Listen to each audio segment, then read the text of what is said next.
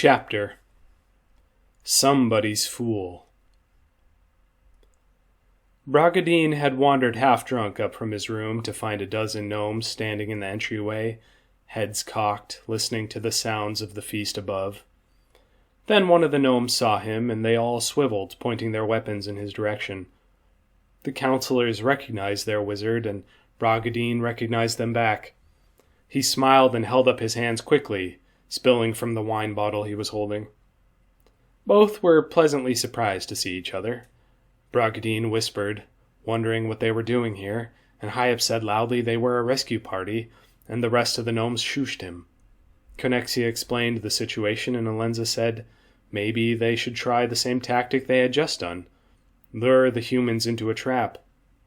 They could use the stairs to their advantage. Bragadin became enthusiastic.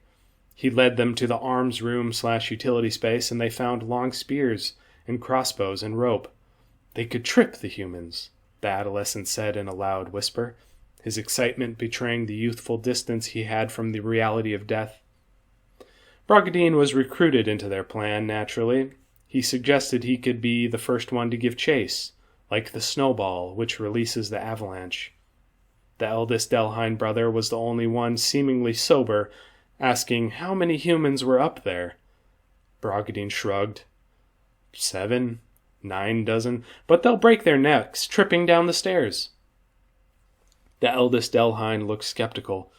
The wizard was far more drunk than he'd first guessed. "We can end this today." Bragadin planned each word, careful so as not to slur. "We are the leaders of this dome, and we should act like it." They tied ropes across 3 different sections of stairs. They staged 8 crossbows on different steps, and the first landing to be fired and dropped. At the first landing, they laid down 4 long spears to be held for the humans to run into, and at this same landing and at the bottom they placed 2 large jars of oil to be turned over. The final plan was to run for the exit and back to the hatches. Would this help her sister? Connexia was not sure, but she didn't want to lose any of her confidence. The only way to truly protect everyone, herself and all gnomes of the dome, was to strike back when they had the advantage, and once the humans found the other dead guards, that advantage would disappear. Bragadin raised his fist to the gnomes. Looking serious, he turned and walked up into the dining area. From the landing, they could only hear muffled sounds, but it sounded like a gnome was speaking. This was a curiosity, but did not affect the plan. With a nod, the adolescent slowly began ascending the stairs. He paused when he heard a female voice, strong and direct, and he got to the top and saw her standing. He waited as Calumny grabbed her by the neck, and then he turned and saw Bragadin, who winked at him, and the adolescent turned and ran down, Bragadin quickly behind. Bragadin slowed to carefully step over the first rope, and by the time he was at the landing, already bodies were pouring out of the hall. The first 6 tripped on the rope and tumbled down the stairs, their strange, floppy momentum hard to predict. The 4 gnomes with spears stood their ground. Some humans noticed the rope now and slowed, but then others behind them, in a rush of enthusiasm, heightened by the spiked food and wine, bumped into them, and then they tumbled, and the tumbling, yelling mass was frightening. The gnomes with the crossbows and Bragadin shot their arrows wildly, and with wide eyes continued to run down the steps.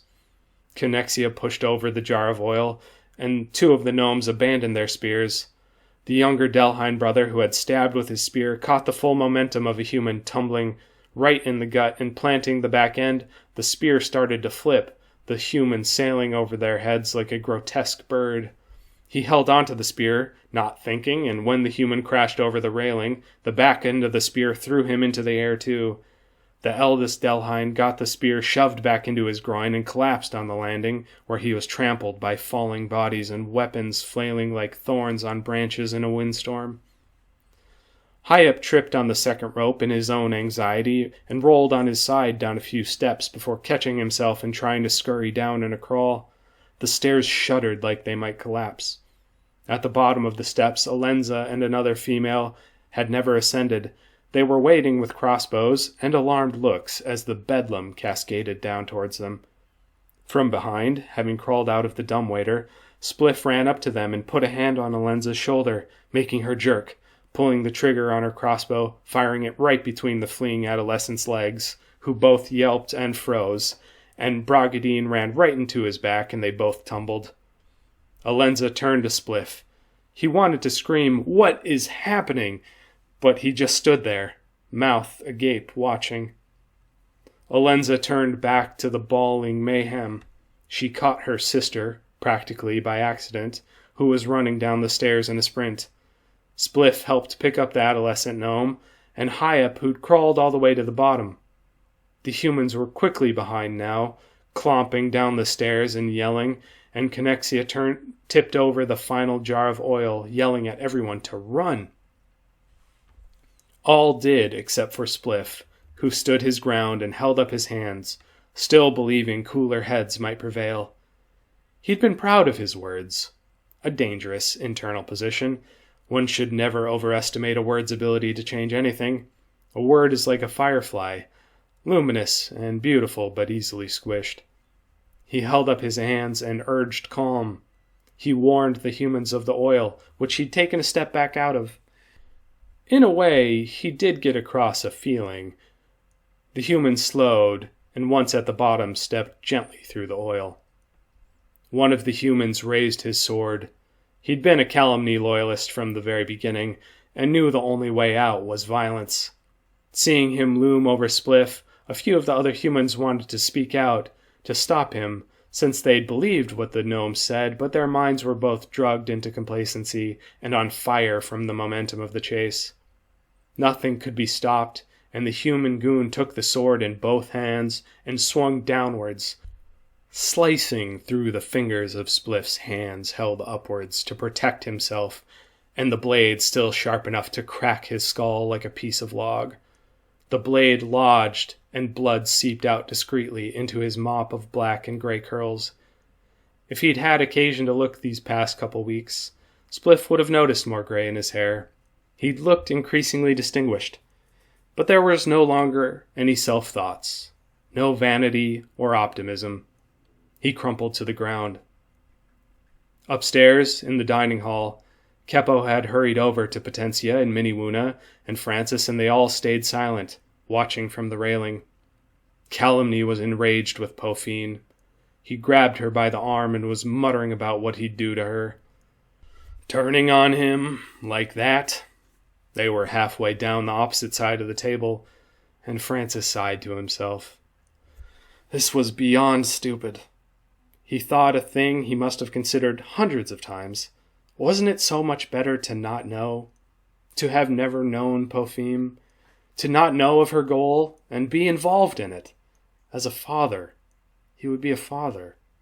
Non-information is so much better than information. He looked up again to the glass of the dome. "Wait," Francis said so meekly only Miniwuna heard him and gave a queer sidelong look. Francis sighed again. "Wait," he barked, and Calumny stopped, and a few of his goons who were escorting him also turned. Let her go. She doesn't belong to you." Calumny growled. "I don't see how it's any of your concern, Cook." "Just let her go." "Not only is it not your place to ask, why you would care annoys me." Both were silent, looking each other over. Calumny was waiting for the cook to demur, to turn and apologize, which he wasn't. He kept looking at him with eyes that thought they might change his mind just by looking. His mother's eyes. Horrible, judgmental. Pophine also recognized those eyes. She wanted to tell the fool to stop talking, but the damage had already been done. "You can die with the rest of them." Calumny waved his hands at the group of 4 by the railing as a signal to his goons. He turned his attention back to Pophine and marching her down the stairs. As the goons advanced with their weapons, Francis didn't even consciously think. He jumped over the railing, grabbing the dumbwaiter rope with his hands, which started immediately burning as gravity pulled him down. To finally slow himself, he had to fight through the pain and grip harder and he was grateful to the hemp in his system which allowed him to focus past every reflex which was telling him to let go. Crashing to the ground, he cried in pain, his upper palms stripped of skin. Miniwuna watched him jump and quickly tried to follow. One of the goons got to her first and stabbed at her torso, but Min turned and dodged, and she stumbled backwards over the railing, letting herself flip and catch the rope upside down. A much more practiced climber, she managed to wrap one leg around the rope and slow her descent.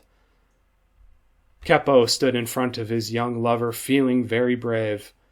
He wasn't sure where this bravery came from, but he clawed and fought back at the human who started hacking at him. Eventually the goon chopped downwards and caught the artery in his neck, and Potentia screamed as she was covered in a spray of blood. The goon who had missed Miniwuna approached angrily, annoyed with himself, and congratulated his compatriot on the fresh kill. "This one's even kind of pretty, if you can imagine such a thing." The goon slashed at Potentia's weeping and pathetic face. He got her on the ground and held her down with his foot, and felt like he was killing a pest as he sunk the blade into her chest. On the main floor, Miniwuna righted herself just in time to see a sword's blade split Spliff's skull. She could hardly process this sight. She wondered if the rush of blood to her head was making her see things. She felt like vomiting. The only thing which snapped her out of it was Francis grabbing her wrist. She was dragged along, and Francis let go when she started running on her own.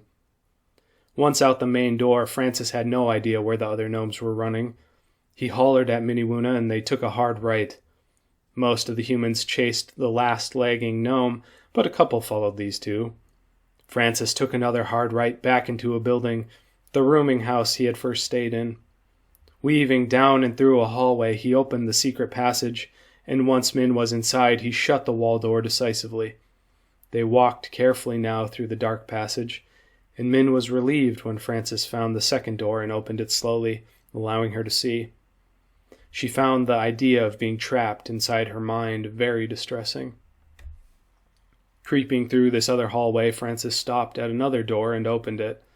Inside, the room was dark, and even with his encouragement, Miniwuna couldn't understand why they would go in here. Still, she didn't want to think. Francis tried gently grabbing her hand, but winced at the contact with his raw palms, which made her feel empathy and agreement. Francis closed the door behind them, and they were in total dark. Finally, Min asked what they were doing, where they were. Francis said he knew this room well. They could hide here safely. Min asked why he hadn't lit a lantern.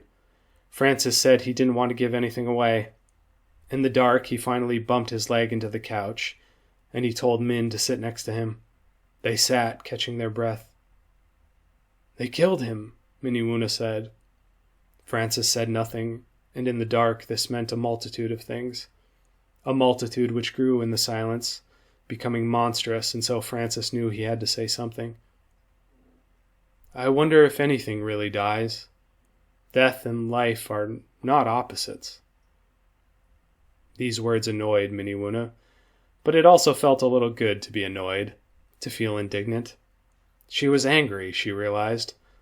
Spliff had done nothing but try to help. She also understood Francis, understood the theology. In the forest, everything was a cycle. This, however, did not feel in tune with the cycle. Undeserved, cruel, and stupid. She'd spent a whole year trying to figure out the humans' plans, and now, in the middle of it, she realized there was nothing to figure out. Humans knew nothing. Nothing. They knew so little it was incomprehensible. Seriously, at least being raped, she understood what the rape was for, but she could not wrap her head around killing Spliff. Of course they would have killed her, too, and then came the guilt. Sending Spliff down the dumbwaiter to his death. It was her fault. Miniwuna began to shiver, and Francis felt around on the back of the couch until he found the small blanket and wrapped it around her shoulders. "I think we should find a better hiding spot," Francis said. He stood up and held out his arm, and his hands still burning with pain. Miniwuna reached randomly until she felt his arm and clutched the blanket to her chest with the other hand, also feeling the blowhorn still hanging around her neck by its reinforced rope, which surprised her. They walked very slowly until Francis bumped up against the end of a metal bedpost, and just then they could both hear an angry voice in the hall. "Under," Francis whispered, and they dropped to their knees and scuttled under the bed. The door opened and a dim light radiated through the room, which strangely calmed Miniwuna, like she'd been frightened all light had ceased to exist. They recognized both voices immediately. "Go! Find the rest of those vermin," Calumny's voice yelled into the hall. "So, where is it?" The light grew brighter as Calumny walked into the room with Popheme. "Where's what?" She sounded exasperated. "What you said you would make me, a bunch of the cylinders combined." "I haven't had time." "Bullshit." Sounds of a scuffle. "You promised me. Make it now," Calumny growled. "I can't do anything while you're grabbing my arm." A terse silence. Miniwuna found Francis's hand with her hand and began to squeeze it. Francis wanted to scream, but a tiny groan came out instead. With the other hand, he grabbed her wrist with 2 fingers and moved her hand up his arm to his elbow. "Where's your little gnome?" Calumny asked. "How should I know? Hiding, probably." "In here?" Calumny growled. "In the dark? She has better hiding spots. Apparently, it's easy to hide from you men." "This disrespect. Why the disrespect? Have I not earned your favors? I did everything you asked." Calumny screamed this last sentence, began talking again before Popheme could regain her composure. "And I think it's about time you started doing everything I want." "What, are you going to kill me?" Clearly the dagger had been drawn, Miniwuna thought. "Do as I say." And then there were no words. "Take off your dress. Take it off. Slowly. See, I think you like this. I think you like to be scared. You like to have the control taken from you. From now on, you will be my slave. I think you could call me master." Again, no words. Then the bark by Calumny. "Say it." "Master," Popheme demurred. "I'll make what you want, but it will take time and concentration. This is very distracting." "You're distracting. You distract yourself," Popheme chortled sarcastically. "Don't you know a lady has to be in the mood? It won't be any good for you." Appealing to pleasure, Miniwuna nearly scoffed. Would that have worked in her situation? Francis's shoulder ached lying on the hard ground, though his hands largely distracted his mind with their own pain. He needed a long convalescence. Francis thought about being someone else, anyone else. This emergent phenomenon of himself in pain was only fleeting. He tried to convince himself of this truth, but pain forced him into now. He had the creeping realization it was no time to wait idly by. They had an advantage, 3-on-1, presuming Popheme didn't turn on them for her own motives. That was the main thing, keeping him under the bed. He cocked his head and whispered to Min to be ready. She tapped his arm, whispered back, asking what they were going to do. Francis said nothing as he tried to think. A body sat and creaked the wood frame of the bed. Francis angled up his head and could see between Popheme's naked feet and calves 2 boots facing forward. "I don't think you've ever been with a real woman before, only whores. You don't know how to please a woman, so you say to yourself, why try?" "Keep talking," Calumny crooned. "Don't worry, I'll give it to you." Miniwuna nudged Francis as the weight of 2 persons groaned the wood frame. Francis was nervous. He did not feel himself at the top of his capabilities. Be someone else. Be a hero, he tried to tell himself. And then he had to stifle a laugh, a crazed, suffering laugh at how hilarious the idea of playing hero was. In any case, there was no time to waste. The blowhorn had slipped to the side of her chest when Min had turned to whisper in Francis's ear, and she carefully removed it from her neck. She tugged on the rope between her hands, and it felt sturdy.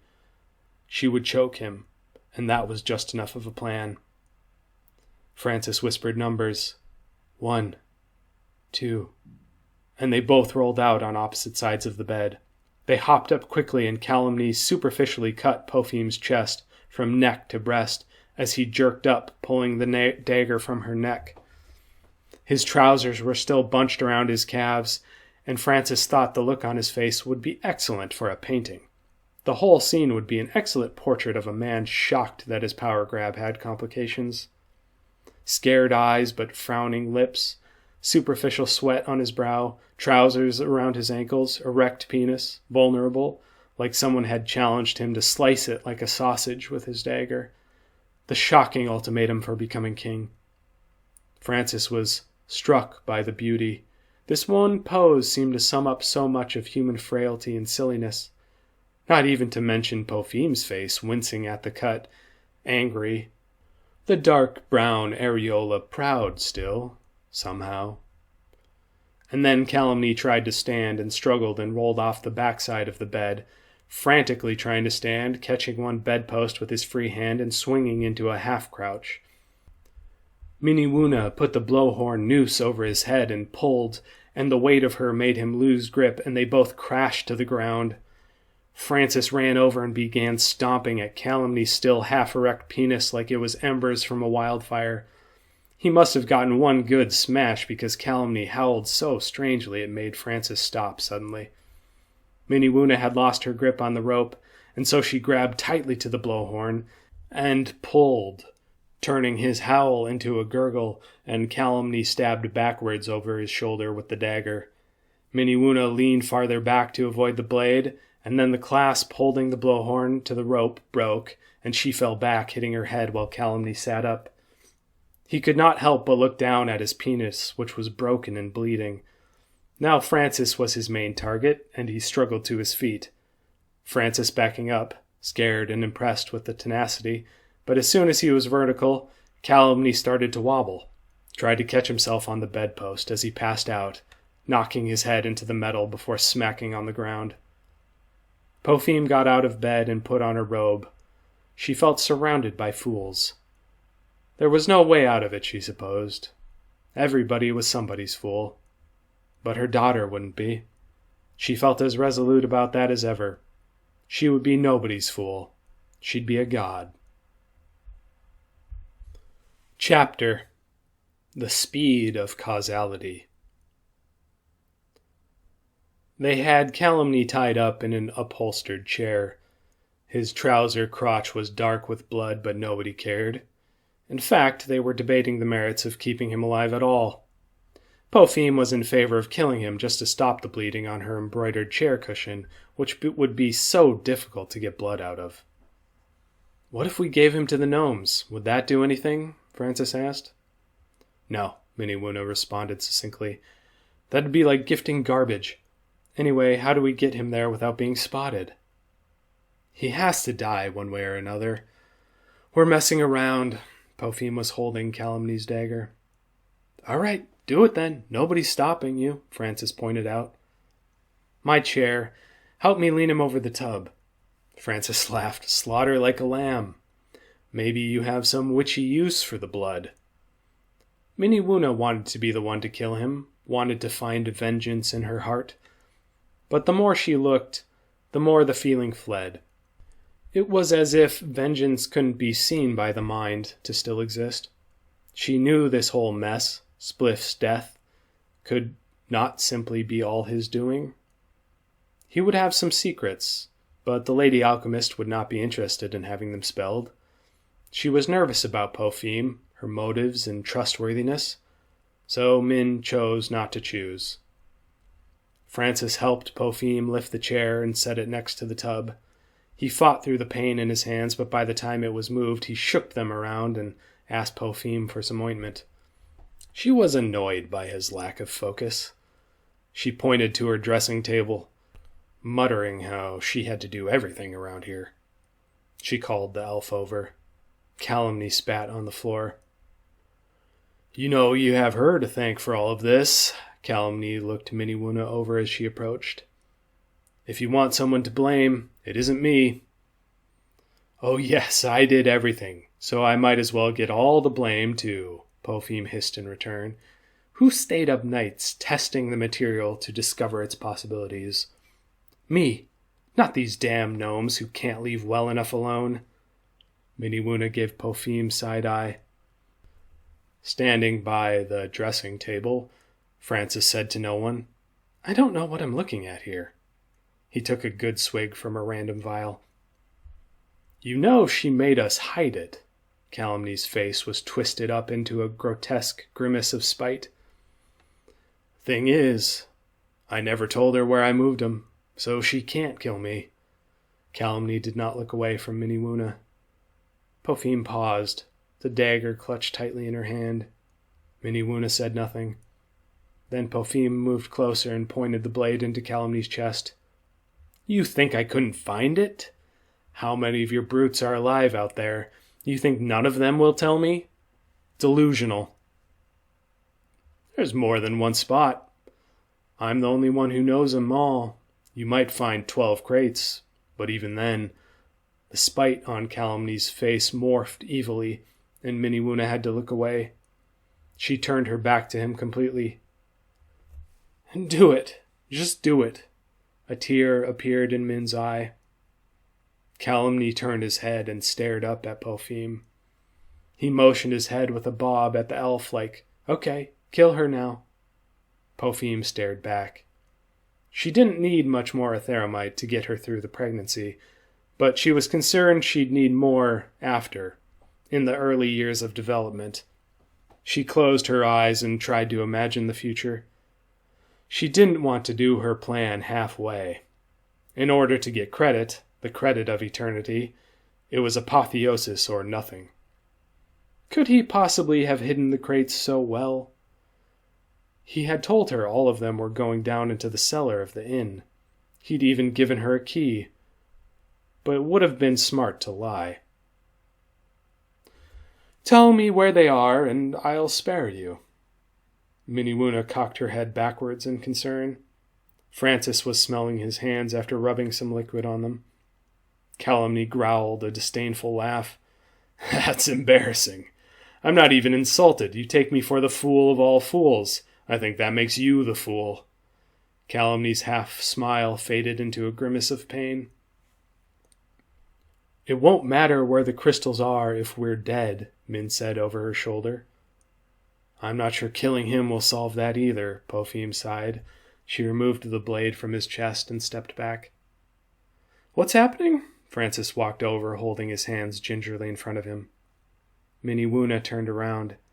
She wasn't sure how to feel now. Again, she was confused. And then it hit her all at once. It was so obvious. Popheme was the woman she'd heard at the inn that night. They were co-conspirators. It was obvious. How had she missed this? If she'd remembered, she could have told Spliff, and then he wouldn't be dead. They could be having a tea in Jemima's bar. Her mind was spinning off into grief and self-pity. She sat on the couch and put her head in her hands. Francis sat next to her. This made Popheme angry. Look at the pair of you. Bumps on a log. I have to do everything. Popheme started pacing. Francis was indignant. Hey, we saved you. You are ungrateful. I am grated. My nerves are ground. Popheme began the process of making tea, reached underneath and pulled up a fresh bottle of brandy. She offered none to the others, took her teacup of brandy to her dressing table and sprinkled in some atheramite. She really had no ideas. She was stumped. These two idiots weren't going to be any help. It was on her what to do next. Maybe the men would listen to her if Calumny was dead. Calumny didn't move those crates himself. She'd need a show of strength. Most of them thought she was a witch. That was a good start. She walked back over and stood sipping. They're animals, Francis mumbled to himself, thinking of the men who had killed Spliff. And what are you? Popheme barked back. Oh, Francis's thoughts wandered and he spoke dreamily. I'm a parasitic muscovite stealing sugar from the roots of mushrooms. I wanted to be a beast, couldn't hack it. What is this flippant attitude? At least I knew who you were when you were crying in my lap, but this creature is even more pathetic." "I never cried in your lap." "And now these two had a relationship." Miniwuna was on the edge of despair, very close to falling face first. She'd become good at restraining her emotions, only letting them express outward through her music. Then again, before this, she'd spent most of her time writing her music and had no outlet of creation recently. She needed some semblance of order in the universe. Music would make her feel less alone. She tried to imagine the melody for the situation. She would have to completely change the thematic tone of her singing play. The ending movement would have to be changed entirely. And then Francis put his arm around her, and it felt good. They sat holding each other as Popheme stewed. Popheme shot down another glass of brandy and stuck the dagger's point again into Calumny's chest. "You take orders from me. All of the problems, you in this chair, it's because you don't listen." Calumny laughed, and it hurt him. "You haven't done pig shit. You spent what, an hour in those mines? You bitch. You two should kill her," Calumny said to the elf and Druid on the couch. "She'll kill you eventually anyway, when it's inconvenient for you to be alive." Popheme lost all composure. She drew back the blade and shoved it between Calumny's ribs. As he died, she put her leg high on the back of the chair and kicked it over in disgust. "I really loved that chair," she said as she poured herself tea from the now hot pot of water and spiked the tea with brandy and went to lie on the chaise lounge. They all sat not speaking. Francis went over to the hot water and made 2 cups of tea and brought Miniwuna one. A thought occurred to him, and he had to put down his cup of tea, which was slipping in the weird grip between 3 fingers, the only ones he could use which didn't hurt his hand. What happens when it's gone? The etheramite crystals. They exist right now, but one day they'll be gone. All this chaos just to slip back into non-existence. "Have you noticed how often you talk to yourself?" Popheme sighed. "Things begin and end, and you think you get them figured out for a little bit, but then again..." "Spare us, please." Popheme did a mock begging tone. This annoyed Miniwuna. Firstly, because nothing reveals more about someone than their judgment of others. Secondly, being grouped together with this alchemist as an us, when clearly there couldn't have been anything further from her mind. Popheme was about as interested in Miniwuna as she was an ant, and yet here she was grouping them together, subtly manipulating the situation with words for her benefit. Miniwuna realized she wasn't going to have it. She spoke up for herself, for what felt like the first time in forever. "I am not on your side. I don't think you're on anybody's side. You've made that clear enough." Popheme narrowed her eyes at Min. "Did you ever know why you became who you became?" Popheme began. It was rhetoric she often used to motivate her students. "I'll bet not. But I did. I did. I knew." It would be silly to say it happened in one day. It was a series of clues. Why do I think one way when nobody else does the same? You might say I was required to know why and who I was, and I won't apologize for it. To you or anyone else, but especially you. "Leave, both of you. Find somewhere else to hide," she shooed them. "What about the body?" Francis asked, but neither woman was listening to him. Miniwuna stood and walked over to Calumny and with effort pulled the blade out, sticky with blood. "You know what? No. I think I'm owed some answers. I saw you one night, going into the inn. You were wearing a cloak, but now I know it was you. And that means you planned all of this. I would like to know why I shouldn't kill you." Popheme stood. She was not so foolish as to stay prone when she was being threatened. Miniwuna told Francis to grab her. Francis did nothing. His eyes darted back and forth between the two. Popheme moved behind the chaise lounge, so there was more between them than a small table. Miniwuna repeated the instruction to Francis. "He won't listen to you. He's bonded to me. He may not stop you, but if you want to kill me, you'll have to do it yourself." "Why shouldn't we kill her?" Min asked Francis. "Isn't she the most deserving of death? She got Spliff killed. She got everyone killed. And for what? To have a little more power?" "It's more complicated than that." Francis paused. "She's pregnant." "Hoot-da toodle-oodle-oo," Mid said in a sing-song derogatory. "Since when is one life for 500 a good trade?" "We cannot undo those other deaths," Francis pointed out. Popheme slowly sidestepped over to her dressing table. Min told her not to move, but she continued anyway. "You want to know? I'll tell you," Popheme said placatingly. "I discovered this crystal had certain other properties when ingested. I wanted to birth a child who had these properties built into their blood. That's all. Everything else has been unfortunate collateral." "What an awful story. I honestly thought you'd do better than that." Although the words did do a little something to Miniwuna, she was considering the fate of this blade in her hand. She wiped the sticky blood onto the couch, and Popheme groaned again, thinking of the upholstery, but said nothing. Francis was suddenly struck with the realization he'd have to choose, one woman or the other. He could stay neutral outwardly, for now, but inside he had to make a decision. This was hard. On the one hand, he was very much an individualist, like Popheme. Time with himself was the best company there was. But in the midst of his pain and vulnerability, he had limitless appreciation for the company of others. This was simply because it reduced the burden of pain, the potential in needing help, which reminded him he could use a fresh dressing on his shoulder. He also really wanted to take off his boots. His socks were feeling sweaty, and it made him feel cold. That was the one thing he could control, so he sat down and took off his boots, thinking his way back to when he put them on because he thought he was going to be heading outside and down that dirty slope. The two women watched him, turned back to each other. Miniwuna was trying to come to terms with this other woman's selfishness. What she was describing was no reason to have a child.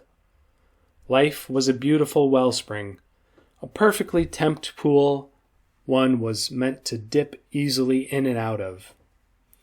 It was like Popheme had claimed this pool for herself, was floating in the middle, feet and arms outstretched, male guards standing on the shore, captivated by her nakedness and stopping anyone else around from entering. What did Min want from her life anymore? Spliff had helped massage her goals, made her believe in the utopian dream. A beautiful moment of her life where she'd forgotten the webs of deceit humans could weave. Then she thought back to her time in the shack, smoking her herbs, making sure the world didn't get taken over by the bad actors, the web of evil. And here she was, and this woman was the queen mother of evil, the spinner of all the web which had trapped Miniwuna to this place, this feeling. More and more Min knew Popheme had to die. She steadied her nerves for the most important moment of her life. Popheme could see the change come over Miniwuna's countenance, the fierce blankness forming behind her eyes. Popheme yelled at Francis to make the elf sit down, get her under control, and Francis knew it was decision time. He knew Miniwuna was in pain. He also knew her pain was the worst kind of pain, the feeling of exclusion. Bodily pain could be distracting. Thinking about his body was tiresome, frustrating, but eventually it would end. The pain of exclusion was timeless. Complete separation from life. You were nothing and nobody, and nothing you ever did meant anything. Francis could not sit with Min and have a conversation about how it was all okay. He'd felt excluded, and it didn't mean anything. He learned in the woods everything was one. There were no limits on compassion, no limits of one's completeness with the world. Nobody could exclude you. It wasn't possible. How to put such a feeling into words, or action, even? Francis stood and walked over to Min. He wasn't sure where to touch her, so he brushed her arm. I don't know how to say this without sounding sentimental. You can't kill her. If you do that, you're just as bad as she is, and then what's the point? You wanted answers, you got answers. Answers never do much good. Not really. Doesn't change anything about what happened, what will happen. There's only you, who you want to be. Our Druid was surprised as he found out this was the exact wrong thing to say. This is not about me. She makes everything about her. Miniwuna pointed the knife at Pofim. The only way things will change is if she dies. Francis moved his hand down her arm and grabbed hold of Min's wrist. I can't let you do that. And all of a sudden, he had chosen. More life is better than death. I don't know why, Francis yelled, but it is. He was vaguely embarrassed now and let go of her wrist. We're the artifacts of creation. Killing her would be like smashing a beautiful instrument. Francis was trying to put things in terms which Min might know best. Miniwuna turned and looked Francis seriously in the eyes. His words had not affected her at all. His next instinct was substances. Here, she should have a drink, he said as he picked up her teacup, poured out the remnants of tea, and splashed brandy back in from the bottle Pofim left on the table. As he tried to walk the cup back, Miniwuna advanced on Pofim. She was not as proficient with the knife as she was with her whip, but she had longer reach than the witch. Pofim undid her robe, revealing the nakedness underneath. She figured she might use the loose fabric to catch the knife, like a cloth shield. Again, she regretted her lack of foresight. How come she'd never kept a weapon in here? Pofim yelled at Francis to do something. We can still work this out. I trust you. Otherwise, I would have kept the dagger for myself. Yes? Pofim's words were no longer going to be of any use. Again, she yelled louder at Francis. The door of Pofim's room opened and her servant gnome poked her head in. Tana, get help, Pofim yelled. The gnome looked more deeply at the room and its occupants, and decided whatever was happening was none of her business. The door closed again. Francis steadied his nerves, drank the brandy himself, and tossed the cup on the couch. He approached Min from behind, ready to grab both arms. As he got close, Min slashed backwards at him and warned him to stay away. Things had progressed beyond reason, and this gave Francis pause. If the elf really had reasons he couldn't process, he was at a disadvantage. Miniwuna charged around the chaise lounge. Pofim took the sides of her robe in her hands and waved the material in front of her. Moving backwards was harder than moving forward, so Pofim turned quickly to the side and dashed around to stand next to Francis. Now they were both staring down the elf. She had the fierce eyes of someone who believed they were justice incarnate. Francis held up his hands, and Pofim moved behind him. Francis thought deeply of a large creature, tried to meditate. A bear with a giant paw which might knock the blade away with one blow. He closed his eyes. Miniwuna told him to move. He did not. She'll take the whole world down with her, including you. Miniwuna was waving the dagger in front of Francis's face, but his eyes remained shut. He was trying to find his concentration. Min ran forward and chucked Francis with her shoulder back into Pofim, and they stumbled back into the couch, their combined erratic weight making the whole thing flip. Miniwuna leapt over the turned furniture and tried to plunge the dagger down at Pofim, who kicked wildly with her legs. The dagger gashed open her naked calf, and Francis turned on his side and swung at the elf with an open palm, hoping a giant paw might knock her across the room. The smack did nothing, and Min kept plunging down with the dagger as Pofim kicked and scooted backwards on her back. Throwing herself through the kicks, Miniwuna sunk the blade randomly near Pofim's hip. The metal cut her hip bone and the pain was excruciating. Popheme wailed and the beast awakened in Francis. From a squat he lunged and tackled Min, and his full body weight squashed her to the floor. The dagger remained tightly clenched in her fist, and Francis took both hands, slamming her fist and the blade against the floor. With her free hand, Min poked him in the eye. She swiped at his arms with the blade as his hands went instinctively to cover his eyes. Blood, released from its prison of skin, flowed into the deep cut on his forearms. Grasping his hands together like a cudgel, Francis struck down at Min's face. He struck again and again, blind and unfeeling if what he was striking was her hard skull or the floor. The second hit made her go woozy, and her hand naturally relaxed its grip on the knife. Popheme got on her knees and pinned down the hand and removed the blade. She shoved it distinctly between the elf's side ribs. It sunk deep and pulled out slow, and Min started to wheeze, and Francis tried to open his eyes, which were bleary with tears. Popheme shoved Francis off the elf and stabbed Miniwuna in the heart. And through his bleary eyes, Francis had the distinct feeling he'd chosen wrongly. He sat back hard and thought maybe this was how it happened, how someone broke, how someone might never be able to have a peaceful night's sleep on his own ever again. Chapter Tree Snot. They bandaged each other's wounds, simultaneously being sincere and making a joke, trying to lighten the mood for himself as much as her. Francis said he wished he had the tree snot from his bag. Popheme looked at him blankly. What he called it, Francis explained, a mix of coniferous resin and fig milk which he stuck in wounds and bound the skin.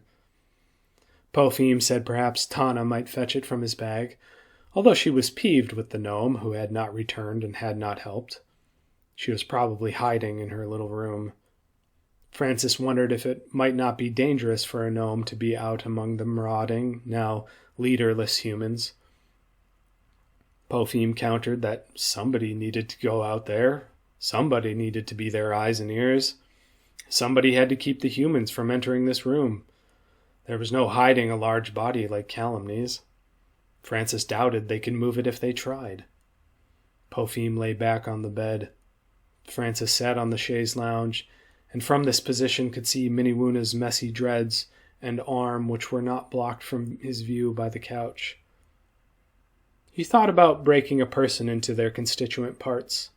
Hairs, fingers, organs. He thought about his tree snot and the conversation he'd had in this room with Popheme about the names of trees. Not only did the trees themselves have names, but the things inside them also had separate individual values. The resin, the bark, the veins and the leaves. The world was so complex. So many different parts came together to form a being. And what was the point of this collection of values? Combined temporarily, doomed to stop suddenly? Death would of course give rise to other things, like how mushrooms grew on the wood of dead trees. Francis was trying to get ahead of his feelings, was trying to put a buffer, the momentary separation between sensing and feeling he'd been trained with as a druid. But this feeling was entirely new. The wave of horror, thinking he might never sleep again. No amount of training could have prepared him for it. There was something in the feeling which was familiar, however, and he was trying his very best to grab for that familiarity.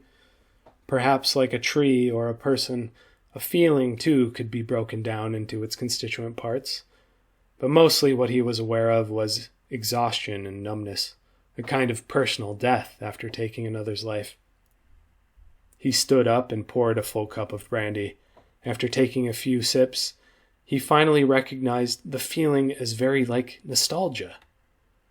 Nostalgia was the impossibility of a moment's return, the impossibility of capturing a moment completely.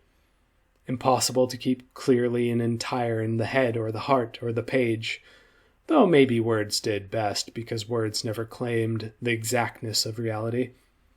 Likewise, the series of actions which had led to Miniwuna's death was impossible to define rationally.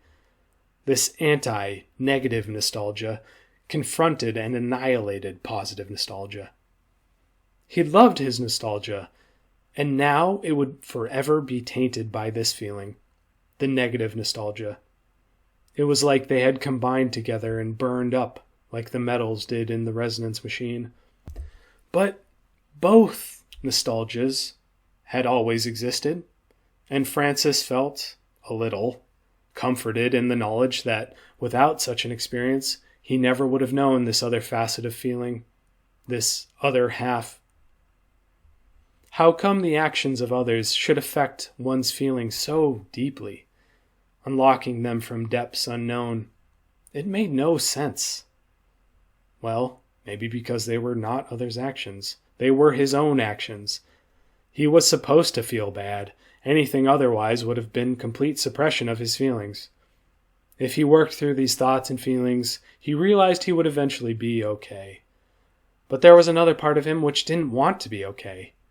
This negative void of nostalgia was a much more powerful feeling than normal nostalgia. Like the nostalgia he had for a nice sandwich in a cozy tavern, or a particularly good cup of tea on a crisp morning in the forest, or a good book read by a fire. This other nostalgia was hollow, almost like how he felt ingesting his poisons on the trip by the lake. Hollow and deep and profound. One might live in the feeling completely, unlike the other nostalgia which dissipated in mere moments. Popheme, too, was emotionally wrecked. Damn it all! How was she here again in this room with this Druid? She wanted to be alone, but she couldn't ask him to leave. She might need his help again. She admitted to herself she had invited this, using him for her means. She also had to admit it was lucky he had been here. Now it was almost over. Calumny had to die eventually. She hadn't known it would be today, but it was done. She had no energy to face more trials, and the stab wound in her hip hurt. She felt fairly certain the baby was safe. Her womb and digestion did not feel disrupted, which was an immense comfort, but she needed rest for her body to heal and support gestation. She asked Francis if he'd go fetch Tana from her room. Francis had never done this before, but followed Popheme's instructions to find the small hidden door in the hall. Bending down at the door, Francis could not convince Tana to leave, and he had to return without the gnome and with this news. Popheme couldn't think this through, so instead bossily instructed Francis on how to barricade the door, and they'd start again in the morning. Francis sat drinking brandy by dim lamplight until his mind had no other option than to fade into unconsciousness. Chapter: Coldness be my God. The man who had once lived his life as a great wizard spent the night upstairs on one of the smaller platforms which hadn't been reappropriated by the human goons into their own sleeping spaces. There was good reason for this neglect, since the space was an art installation for the progressions of gnome metallurgy. There was nothing soft for his behind or head, but so be it. He didn't deserve softness. Bragadin leaned against a hard pedestal which displayed a primitive shield, and he looked up into the moonlight which occasionally shone through the glass of the dome in between the moving clouds. He was cold from having been sweaty. He'd also drunk much and eaten little. His body was powering through the last of the alcoholic fuel, and he was running on empty, but looking up into the dome was easy on his eyes, and the cold felt like exactly what he deserved. Was he being hard on himself? Yes and no. When a religious penitent spends time accounting for their sins, do they believe they commit more sins than the average person? Unlikely. Usually it's the opposite. They know they commit less sin than average, so when they do sin, their relationship to the great unknown is more at risk. Risk of invading them completely, becoming unknown to themselves. Bragadin really had no idea about what would come next for him. He was becoming unknown to himself, and it was scary. He would sit here and think and repent. He could do that.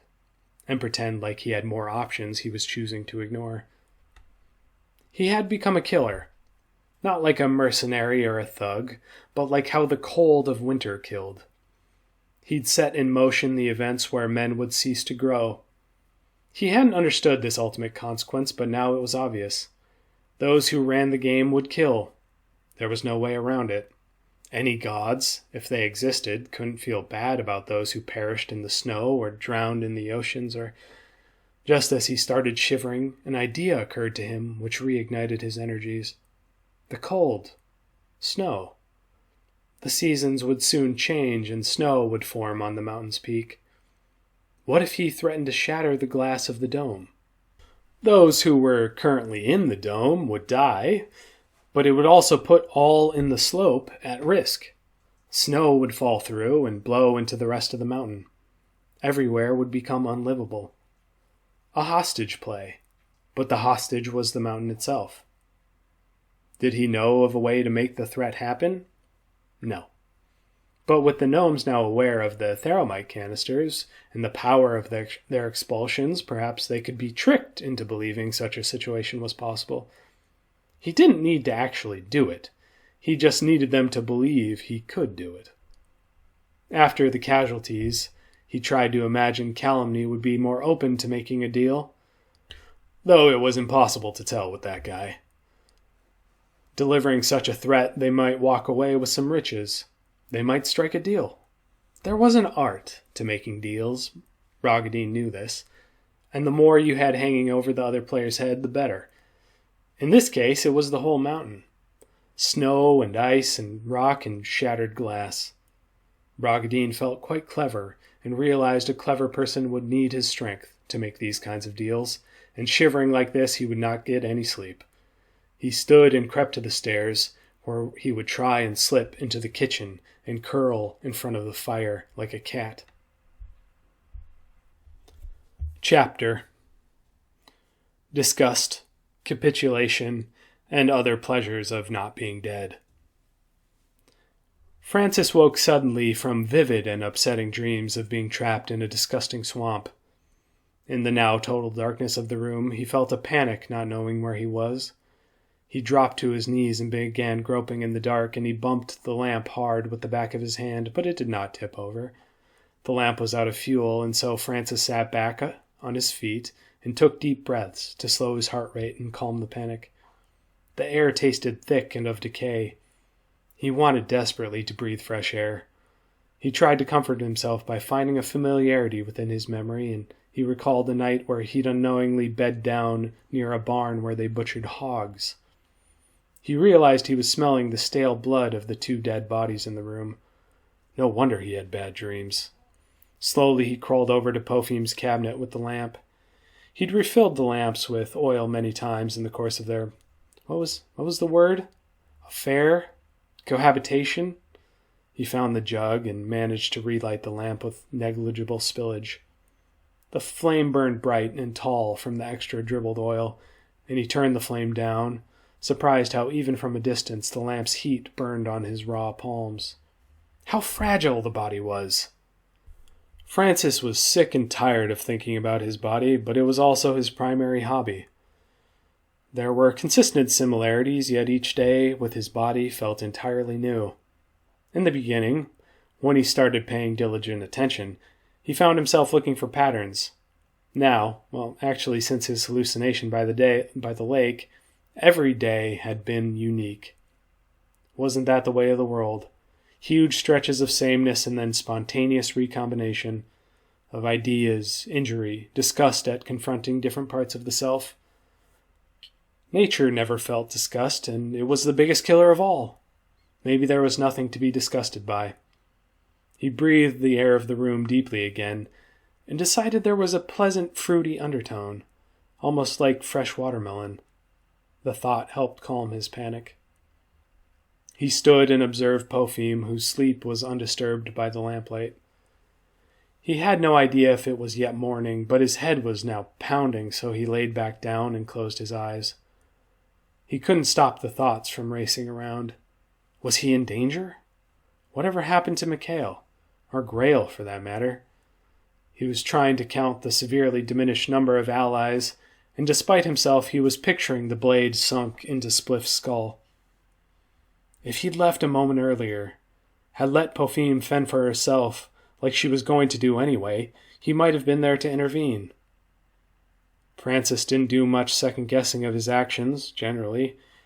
This, too, he didn't consider deeply. Who could have known? One could not go back in time, unless time itself was an illusion one might slip in and out of, like the illusion of the body in death. Nature did not kill, it moved things from one state to another. Why was he still in this state? The room again felt cloying, and he had to sit up and could no longer close his eyes. He couldn't focus on anything or not focus on any things, so he stared at the leg of an overturned couch. There was nothing very interesting about it, and he repeated that to himself. In some hours, Popheme awoke and asked Francis to bring her water. Her hip was swollen and sore, and she told him to bring a tonic for pain and inflammation. He received instruction on the combination and then made one for himself, and though Popheme was annoyed, as she wanted to keep all that was left for herself and her own pain management, she couldn't say anything.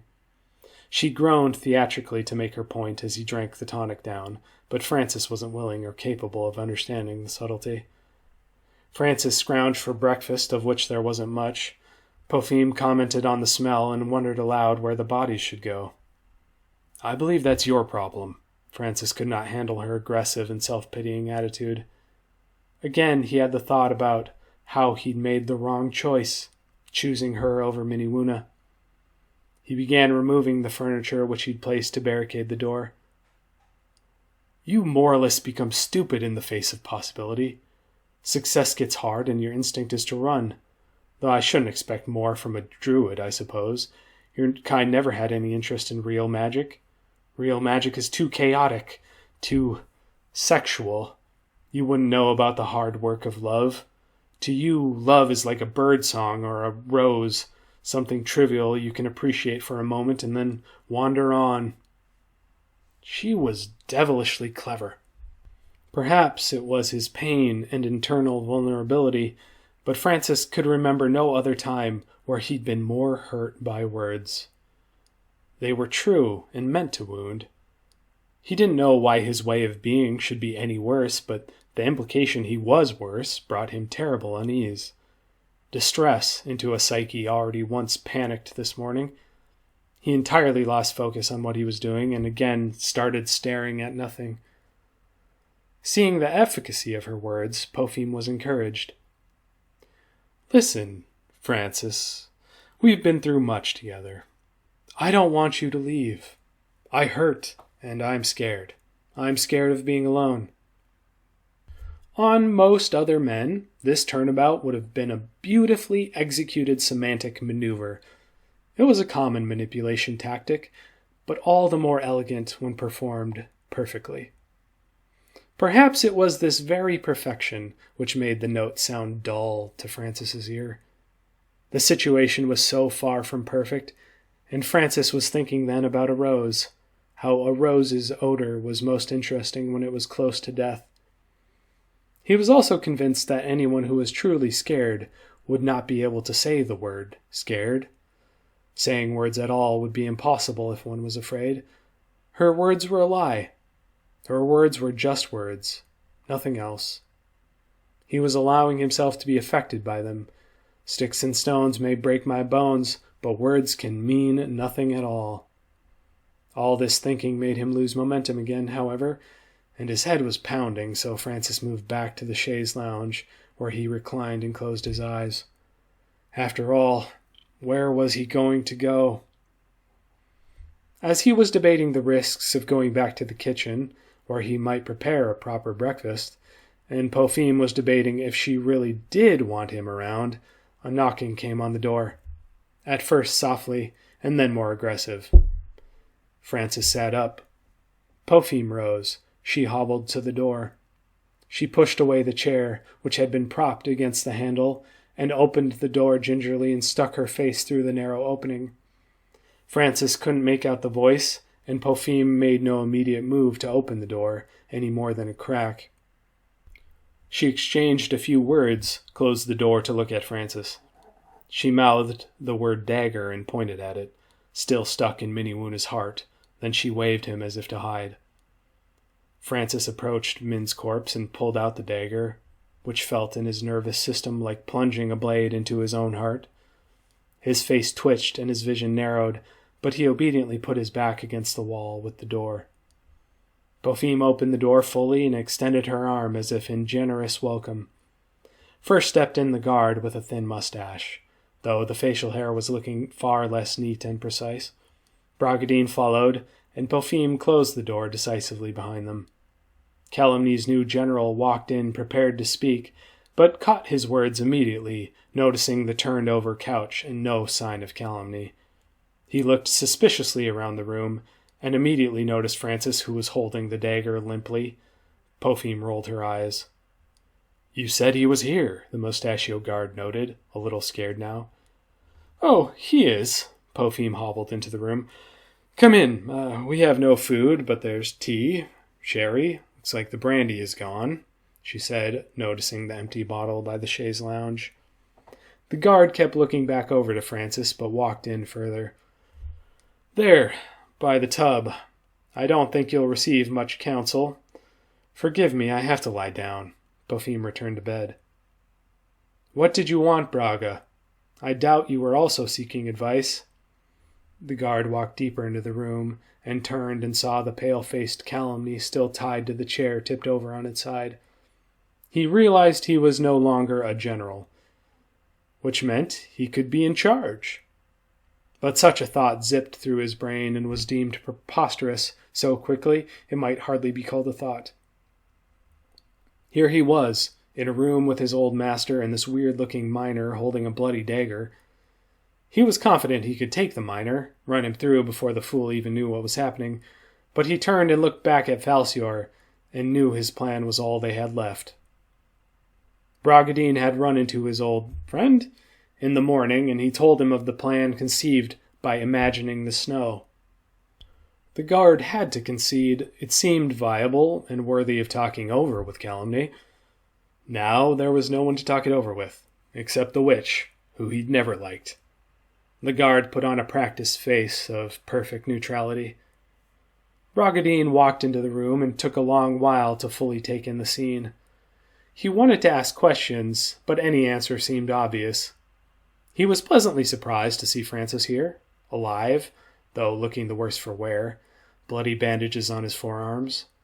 Bragadin stood over the dead elf for a long time. The incongruity of her presence was fascinating. It made him question, again, what had he wanted to happen? He'd wanted to be powerful, but why had he ever cared? All of the power in the world, and he'd look just like this elf one day, like a curious stranger, never known by anybody. Bragadin surprised himself by realizing how little he'd thought about death. That was the tragedy of his genius. He'd been a horror to innovation. He'd never really loved it. He was unknown to himself. No wonder there'd never been anyone who loved him. It would have been like loving a ghost.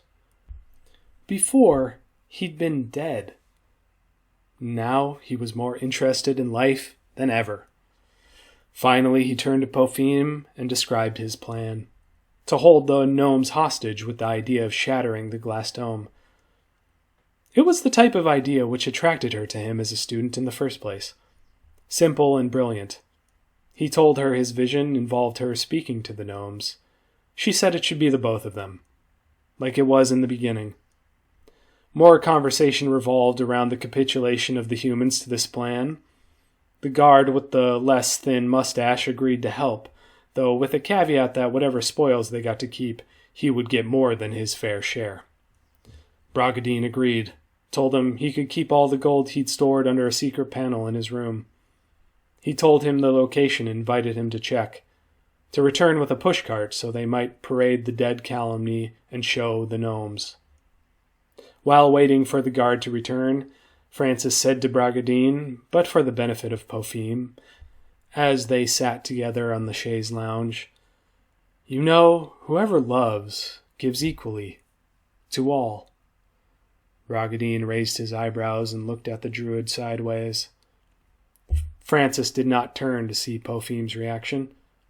As the men untied and lifted Calumny into the cart, Francis started talking again, to no one in particular. By gods, I miss the smell of pine. Chapter. An excerpt from Toppler, Firetongue, Poorgate, Drinkwell's memoir, My History of Otheromite. I have spent my life obsessed by a word in common called grace. There's no equivalent word in Gnomish, probably because the gnome as a species is naturally full of grace. In action, in motion, it would be a redundancy. But I first encountered the word in a book of common text. I thought grace an excellent description for what humanity lacked. They were always trying to attain what came to us naturally. In the common tongue, grace means a virtue for behaving like their gods. I couldn't help but find this concept very curious, but it explains much about the lie they perpetrated upon the gnomish mind. It would not occur to us that someone would lie about their powers, but to the human it is the most beautiful of all achievements. I have never blamed any of the Council Ionatai for trusting the man who called himself Falsior. As I just said, it is humanity's finest achievement to pretend what they are not. It was lucky, though, that in my finest pupil and dear friend Spliff Territorius Serifico Montagu returned to his home and uncovered the ruse which had been perpetrated against us. Though it is true the casualties were great, and our hero lost his own life, I need not expound on his cunning and greatness, his bravery, as I have done in previous chapters. I only return to his name to suggest again the further damage which might have befallen us keepers of the mountain had he not returned. How the humans manipulated our grace for their own means, which then inevitably led to their downfall as well. It is true, however, the man who we now know humbly as Bragadin, I consider a friend. His humble room on the slope I have visited many times in researching this book, and he has earned much valor in his consistent help returning Ionata to its previous form and encouraging improvements. For one, he was instrumental in restarting the resonance machine and giving all our brightest minds access to Spliff's original notebooks, which he had kept in perfect condition many years. He also made copies of the Lady Alchemist's recipes, and now that we know how to tame the ore, our reputation in the world standing shall grow beyond comprehension. This book is for a history only just beginning. As you will notice, I have called this book My History and not The History. In this chapter, I mean to recall a very important day. The day I was asked if the Otheromite canisters the humans had could do enough damage to send a crack up the mountain and destroy the dome. I was asked because, as I've stated before, I was the only one Spliff had personally trusted to describe what he'd learned about the resonance machine. Chapter 2 also went into great detail when we went together down into the mine the humans had been scraping. I had seen the possibilities with my own eyes. I wasn't immediately sure how to make such a calculation of damage. The suggestion was scary. Tycho and the gnomes who had been guarding the gates seemed very frightened and convinced the humans were capable. I learned later from Bragadin they hadn't tested a single canister and had no plans whatsoever about how to act on the threat. Anyway, they were scared, and I, too, was intimidated. If they cracked the wall of the mountain, could the glass ever be returned? It seemed unlikely. For further details about the assemblage of the glass, as the mountain was being hollowed out, I highly recommend the work Irondine's Miracle, written by his great-granddaughter, very well researched. If they did break the glass, the mountain would essentially be gone forever. The humans knew right where to tickle our feelings. Again, I should congratulate myself by saying I was very skeptical. I went to be alone and imagined what I had seen from the expulsion in the mine and to what scales it could be magnified. For hours I tried to picture the density of the mountain wall, How many pickaxe strikes might make a similar amount of damage, enough to jeopardize the glass? My number was very large. Ultimately, and we can say with hindsight, for the best, I had to concede there were too many variables. Technically, it might be possible for the theramite to do such amounts of damage. I returned with hung head and the news that I thought it might be done. This began a long series of negotiations. They found the one place where every gnome was vulnerable, the beauty of our history. Perhaps the gnome's fundamental flaw is vanity. Sick. Chapter: Premium Melancholy. At the threshold of the Black Bear Inn, with Popheme expecting him to enter and wait by her side, Francis turned around, cinched his pack tight to his shoulders, and walked away. Why had he even bothered pretending like he was going to help? Part of him, probably selfishly, wished her the best. That part wasn't pretend.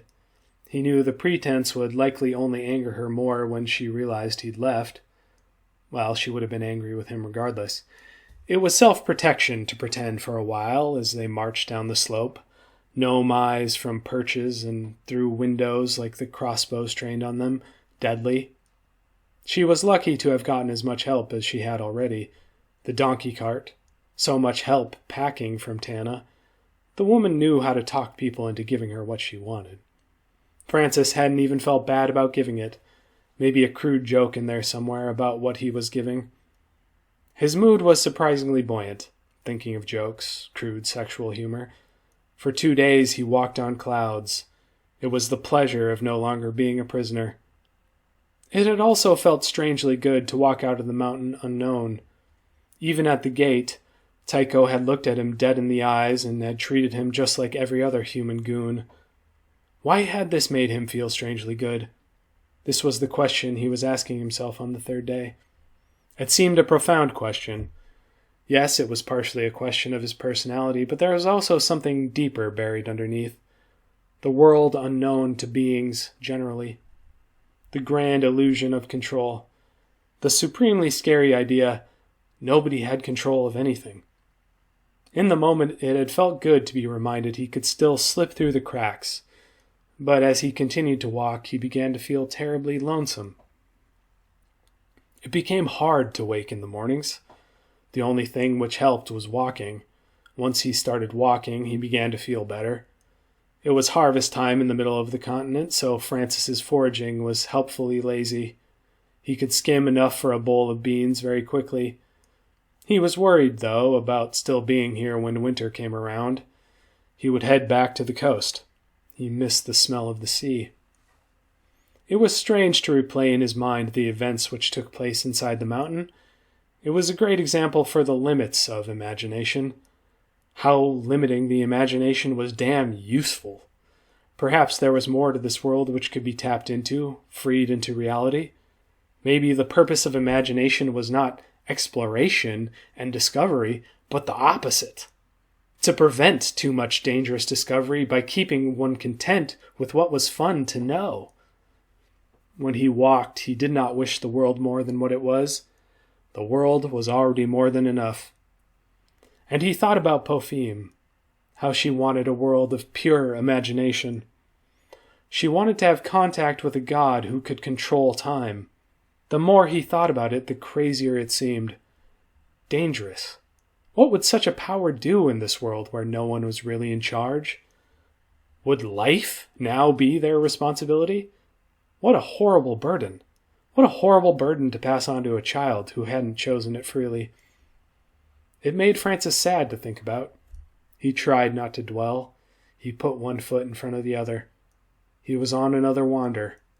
A goal which he didn't know what he'd do after. He tried to convince himself that the experience of the mountain was worth something. After all, such an experience could never be repeated by anyone else. Knowledge came from no particular time and space, but experience was a feeling and very particular. He lived in the world of the unpredictable, but he was tired of it. He was tired in general. He slept in a grove of trees by a field of barley for 3 days until the farmer of the barley noticed him and his thievery and sent him away with harsh words. The words were only words, but they did not help his mood. He missed his friend, Spliff, who he imagined as having things cheerful to say. He began talking aloud to himself, as if Spliff was walking next to him, reminiscing on recent events, trying to laugh at the crudity and silliness of it all. But after a few hours of this, he felt sad. That particular curious being would never again be in his life. He stopped in a tavern and bargained a few pints of ale, but the ale seemed to no longer be working in terms of helping his mood. He began to cry softly at his corner table, though in the morning he noticed he felt better after crying. Francis's luck changed when he got a ride on the back of a wagon with a young couple who were pursuing a new life in the coastal city. He cooked them meals, adding the last of his emotional support tinctures into a stew of sweet potatoes and rabbit the young couple had cured. They asked him questions in a good mood, and Francis answered lightly, both in the amount of words and feeling, and the couple did not notice the buried sadness, which again made Francis feel glad, and distinctly more sad. They arrived in a town by the ocean Francis knew well. He bid the couple fair journey and walked directly to a quiet and rocky section of beach. For many hours he watched the small waves and enjoyed the good weather. He made a small fire and with the last of his water made a cup of tea with his ironwood kettle. He looked down into the swirling herbs in his cup and back out to the ocean. He recalled the insight of his transmogrification attempt and realized this was what he'd been walking towards the whole time. With the beautiful pink sunset, he stripped off all his clothes. He waded in. The water was at its warmest part of the year. This feature did not seem trivial. It felt like destiny. Soon he could no longer stand. He lifted off from his toes and paddled yet deeper. He swam head down against the tide, and when he stopped to catch his breath, the shore seemed far. It was time to steady his mind. But through all the paddling and trying to stay afloat, Francis could not find his concentration. He was too much the person and not enough the story of a dolphin or a fish. Suddenly he laughed. This was insane. Insanity was needing absolute oblivion to finally relax. He realized he was interested in transforming because he was interested in death. He was chasing the end of his own internal narrative. To change was to die. He should embrace it. He stopped paddling, took a deep breath, and let his head fall under the surf. No gills formed on his neck. His feet did not become flippers. Perhaps he needed to breathe in the water, finally become one with the ocean. He snorted through his nose, and he rose in a wave of panic, spluttering and coughing for the life he knew. He slowly paddled and drifted back to shore, finally crawling up onto the beach, exhausted. Francis dressed and slept deeply on the sand. In the morning he woke from an incredibly vivid dream of a young woman who could live her life over and over again, jumping back into the past. He felt the amazing courage she projected, failing and learning, and then finally making a perfectly full life with friends she'd helped along the way, and the peace of knowing this was the life she was going to stick with, whenever its end. The feeling of the dream slipped away with the morning, but Francis believed it was a vision of his and Pophem's daughter. Or maybe, as with most dreams, it was just about him. A reminder to be kind to himself and accept his life as it was, again. He needed to go back and have a very long conversation with Mellowin on the nature of existence. Perhaps, in the spring, he would plant a whole field of chamomile flowers. Thank you for listening to this production of The Wandering Druid, written by me and performed kind of okay by me. Spliff is a great name on the page, but I'm pretty sure I stumbled through it like a dozen times. Am I ruining the profundity of the final sentence? I don't know. I don't really care. all rights reserved, etc. Blah blah blah. Yeah, if you want to support this, I have an idea for a second book to follow this that will follow Francis and Pofim's daughter. If you're at all interested in my work, click to support or something. Probably, I'll get that figured out later. All right, goodbye.